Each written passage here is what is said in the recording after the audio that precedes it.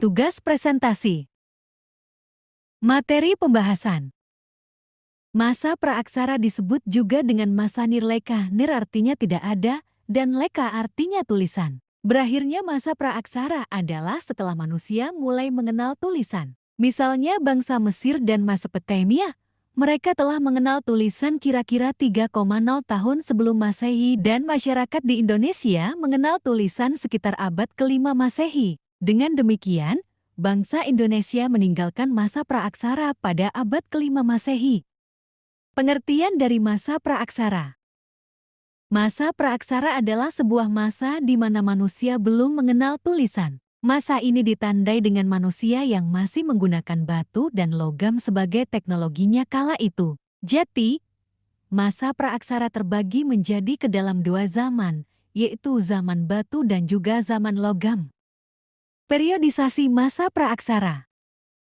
A. Periodisasi secara geologis. 1. Zaman Arkaikum merupakan zaman tertua. Zaman itu berlangsung kira-kira sejak 2500 juta tahun yang lalu. Pada waktu itu kulit bumi masih sangat panas, sehingga belum terdapat kehidupan di atasnya. 2. Zaman Paleozoikum berlangsung kira-kira sejak 340 juta tahun yang lalu, dengan munculnya tanda-tanda kehidupan. Antara lain munculnya binatang-binatang kecil yang tidak bertulang punggung. 3. Zaman Mesozoikum, zaman kehidupan pertengahan, berlangsung sejak kira-kira 140 juta tahun yang lalu. Pada zaman ini, kehidupan di bumi makin berkembang. Zaman Mesozoikum disebut pula dengan zaman reptil, karena pada zaman ini jenis binatang reptil yang paling banyak ditemukan. 4. Nozoikum atau Kenozoikum, zaman kehidupan baru, berlangsung sejak kira-kira 60 juta tahun yang lalu.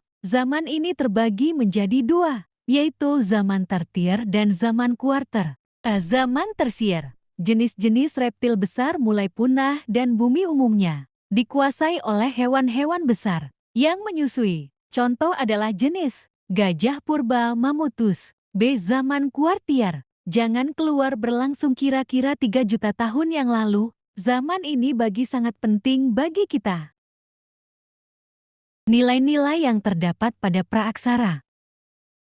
Jadi, nilai dan tradisi kehidupan manusia pada masa praaksara yang masih terlihat dalam kehidupan masyarakat Indonesia pada zaman ini adalah nilai religius, nilai gotong royong, nilai keadilan, nilai musyawarah, tradisi bercocok tanam, dan tradisi bahari. Proses masuknya nenek moyang ke Indonesia. Keberagaman ini adalah dengan menelusuri asal-usul nenek moyang bangsa Indonesia. Paul dan Fritz Saracen bersaudara, mengemukakan bahwa penduduk asli Indonesia adalah ras yang berkulit gelap dan tubuh kecil. Ras ini pada awalnya mendiami Asia bagian tenggara yang saat itu masih bersatu sebagai daratan pada zaman es atau periode glasial. Namun, setelah periode es berakhir dan es mencair, maka daratan tersebut kemudian terpisah oleh lautan, yaitu Laut Cina Selatan dan Laut Jawa. Akibatnya daratan yang tadinya bersatu kemudian